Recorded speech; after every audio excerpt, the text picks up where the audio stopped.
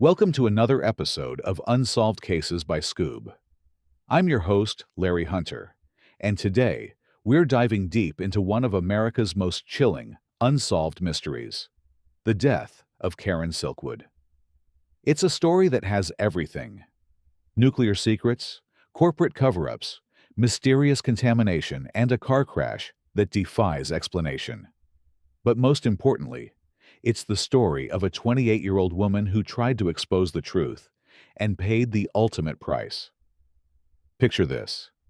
It's November 13th, 1974. A young lab technician is driving through the Oklahoma darkness, carrying documents that could expose massive safety violations at a nuclear facility. She never reaches her destination. Instead, she's found dead beside her car. The documents vanished without a trace. Was it an accident? Or was Karen Silkwood silenced before she could reveal what she knew? Let's start at the beginning. Who was Karen Silkwood? And why did her story become legendary? Most whistleblowers in America remain faceless, their warnings buried in bureaucratic files or corporate boardrooms. Karen Silkwood was different, but only because she died before she could fully expose what she had discovered. Karen Gay Silkwood was a 28-year-old laboratory technician working at the Kerr-McGee Cimarron fuel fabrication site in Crescent, Oklahoma. Her job?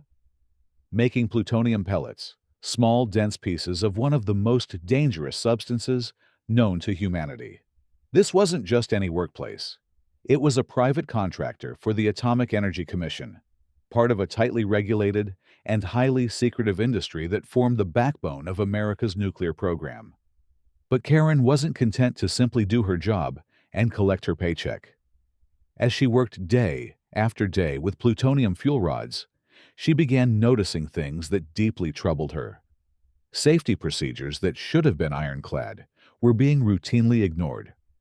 Plutonium, a substance so radioactive and carcinogenic that even microscopic amounts can cause cancer, was being handled carelessly and stored improperly. What Karen discovered was far worse than simple negligence.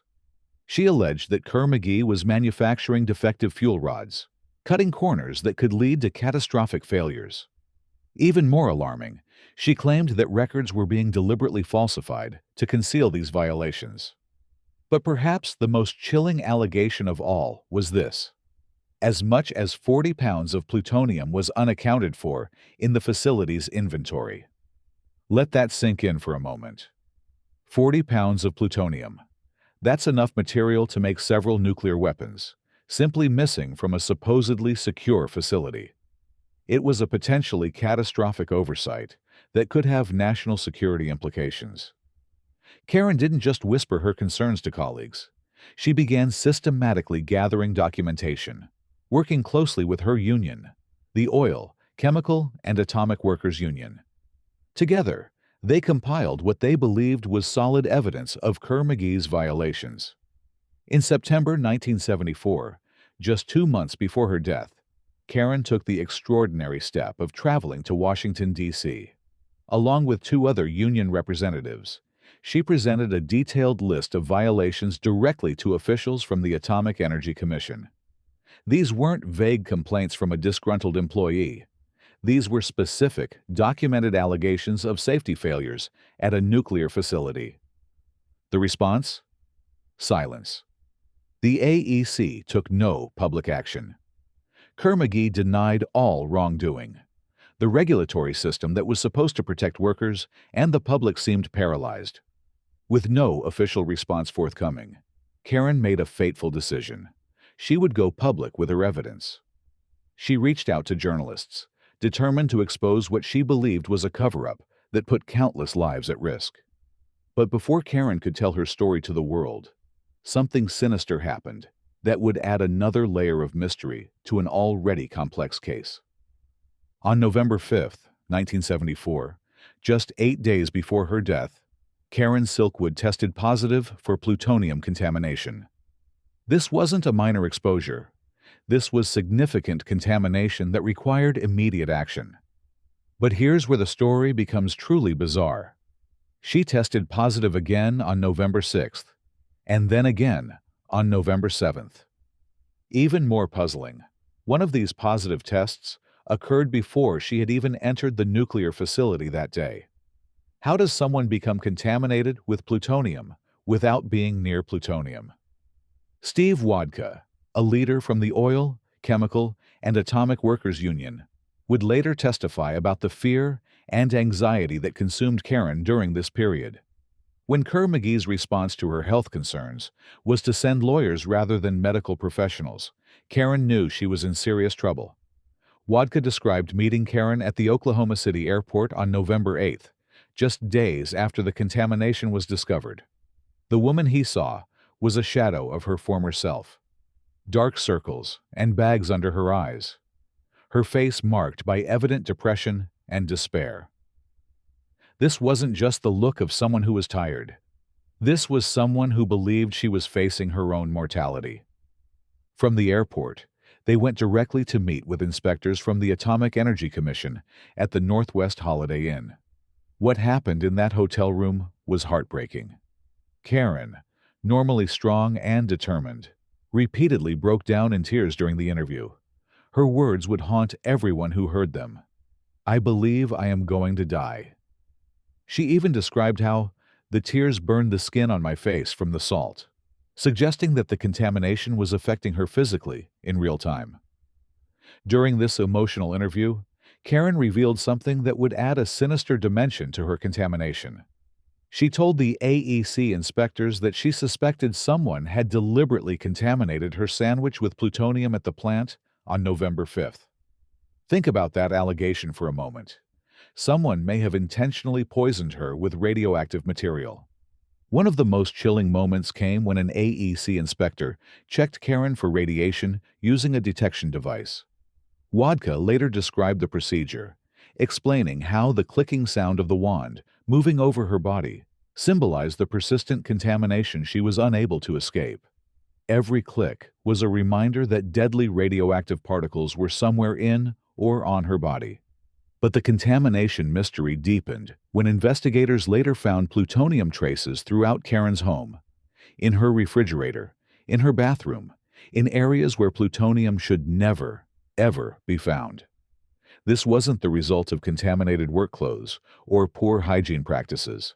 This level of contamination in a residential setting raised the troubling possibility that someone had deliberately contaminated her living space, either to intimidate her or to discredit her as a reliable witness. Adding insult to injury, Kerr-McGee refused to provide Karen with a motel room after her apartment was quarantined, leaving her to deal with the contamination crisis largely on her own. In a recorded conversation from a month before her death, Karen's voice revealed her deep concern for her younger colleagues. She worried that they lacked proper education about radiation and its potential dangers, and simply didn't understand the risks they were exposed to. Even as she faced her own contamination crisis, her thoughts were with others who might be unknowingly exposed to the same dangers. Now we come to the night that would end Karen Silkwood's life and launch decades of speculation and investigation. Shortly after 6 p.m. on November 13th, 1974, Karen left a union meeting at the Hub Cafe in Crescent, Oklahoma. She climbed into her white Honda Civic and began what should have been a routine drive to Oklahoma City. But this wasn't a routine trip. Karen was reportedly carrying a folder of sensitive documents, the evidence she had been gathering about safety violations at Kerr-McGee. Her destination, a meeting with a journalist from the New York Times and a union official who could help her expose the truth. She never made it. Instead, Karen Silkwood was found dead beside her car on Highway 74. Her Honda had veered off the road, traveled more than 200 feet down a ditch, and slammed head-on into a concrete culvert. She was killed instantly. The documents she was carrying, they were never found. The official explanation from the Oklahoma State Highway Patrol seemed straightforward enough. Karen had fallen asleep at the wheel. An autopsy revealed methaqualone, a sedative that had been prescribed for her stress, in her system. The dosage was 0.35 milligrams, enough to cause drowsiness in some people. The absence of skid marks at the scene supported the theory that she had simply drifted off the road without attempting to brake. Case closed, according to authorities. A tragic accident involving a driver who had dozed off behind the wheel. But almost immediately, experts began questioning this official narrative. 8 independent toxicologists reviewed the case and reached a startling conclusion. Karen had been taking methaqualone regularly and had likely built up a tolerance to the drug. The amount found in her system, they argued, was unlikely to have rendered her unconscious or even significantly impaired. The physical evidence from the crash scene told a more complex story than the official report suggested. While authorities pointed to the lack of skid marks as evidence that Karen was asleep, investigators noted something far more troubling: tire tracks that indicated a sudden skid off the left side of the road, followed by what appeared to be a controlled straightening of the vehicle. This wasn't the behavior of a sleeping driver. This was the pattern you'd expect to see if another vehicle had forced Karen off the road and she had attempted to regain control. The mystery deepened when investigators discovered a dent on the rear bumper of Karen's Honda. While authorities claimed this damage was caused by the tow truck that recovered the vehicle, an independent expert reached a very different conclusion. The dent, he argued, was the result of a rear-end impact with another vehicle. Scratch marks running from the rear to the front of the car were consistent with being struck from behind, not by a ditch or towing equipment. As questions about the crash mounted, the Oklahoma Highway Patrol found themselves under intense scrutiny. Their response would only deepen the mystery surrounding Karen Silkwood's death.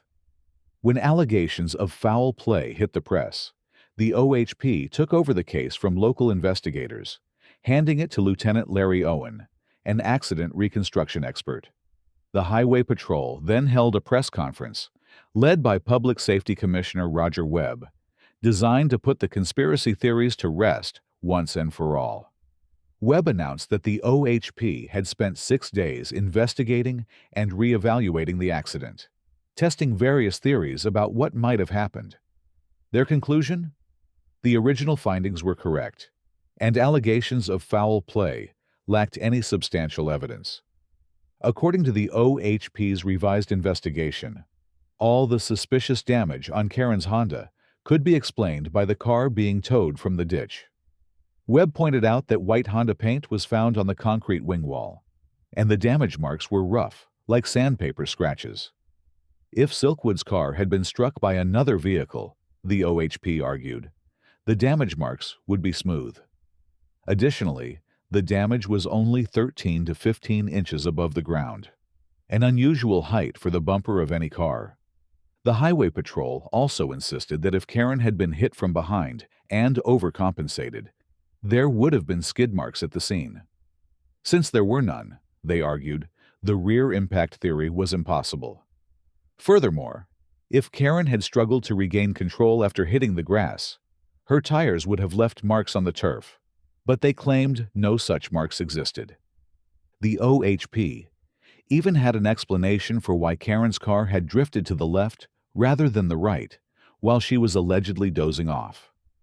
They claimed her car was probably out of alignment due to a minor accident 2 weeks prior to her death, causing it to pull to the left when she relaxed her grip on the steering wheel. But independent investigators weren't buying the Highway Patrol's explanations.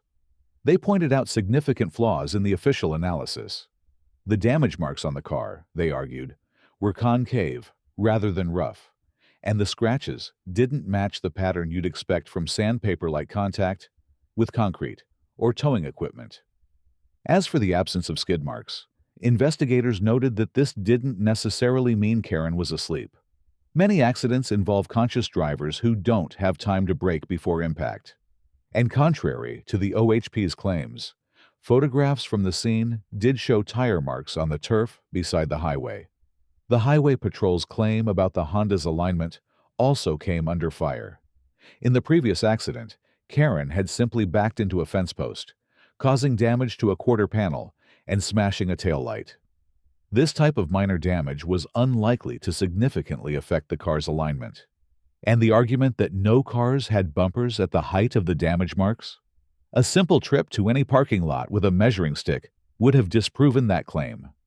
Perhaps the most compelling analysis of Karen Silkwood's death came from Bill Taylor, a seasoned private investigator whose military background and criminal investigation experience gave him a unique perspective on the case.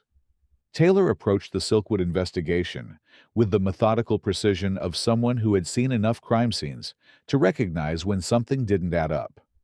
Unlike officials who seemed eager to close the case quickly, Taylor was willing to ask uncomfortable questions and follow the evidence wherever it led. His first step was to examine the accident site firsthand, something that would prove crucial to understanding what really happened that night. Taylor drove slowly down the left shoulder of Highway 74, retracing the path Karen's car had taken toward the concrete culvert. What he discovered was eye-opening. The shoulder was rough and uneven, almost like a washboard surface that made it virtually impossible for any car to maintain a steady, straight line over a long distance without active steering.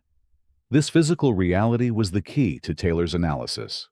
If Karen had been unconscious or asleep, as authorities claimed, her car would have immediately veered wildly off the road. The violent bouncing and jarring from the uneven surface would have caused the vehicle to swerve uncontrollably into the ditch, the pasture, or back onto the highway long before reaching the point of impact with the culvert. But that's not what happened. Karen's Honda remained on the shoulder for approximately 240 feet, suggesting that someone was actively controlling the vehicle, steering carefully to maintain balance while navigating the treacherous surface. Taylor also spoke with people who knew Karen well, and their unanimous assessment was that she was an excellent, confident driver who was skilled at handling a vehicle under challenging conditions. This contradicted any notion that she might have lost control due to driver error or inexperience. Based on his analysis of the tire tracks and physical evidence, Taylor reached a chilling conclusion about what had really happened that night. The tracks in the grass beside the shoulder clearly showed that Karen's car had been forced off the highway at approximately a 45-degree angle. This wasn't a random loss of control or an accidental drift. It was the result of deliberate action by a second vehicle. Taylor believed that Karen had been chased or forced off the road by another car traveling parallel to her, effectively boxing her in and preventing her from returning safely to the highway. She had attempted to regain control after being pushed onto the shoulder, straightening the Honda and accelerating along the rough path, probably hoping to find an opportunity to re-enter the main lane of traffic. But the other vehicle was keeping pace with her, blocking her escape route and forcing her to stay on the dangerous shoulder. The tracks showed that just before the crash, Karen had turned the wheel slightly to the right, not in an attempt to swerve back onto the highway, but in a desperate effort to move the car higher up on the shoulder, toward a less steep and potentially safer part of the embankment. She was trying to avoid the steep drop in the concrete barriers, buying precious seconds in a desperate attempt to avoid disaster. But the car's trajectory was already set. Karen's Honda passed over the first concrete wing wall without incident, likely because she didn't realize what it was. Her attention was focused on the threatening vehicle alongside her. In the split second before she crashed into the second wing wall, Taylor believed Karen finally saw the obstacle ahead. By then, it was too late to brake or swerve effectively. The collision was inevitable. Taylor's analysis painted a picture that was far more sinister than a simple traffic accident. The physical evidence, combined with his understanding of Karen's driving ability and the patterns of the tire tracks, led him to a stark conclusion.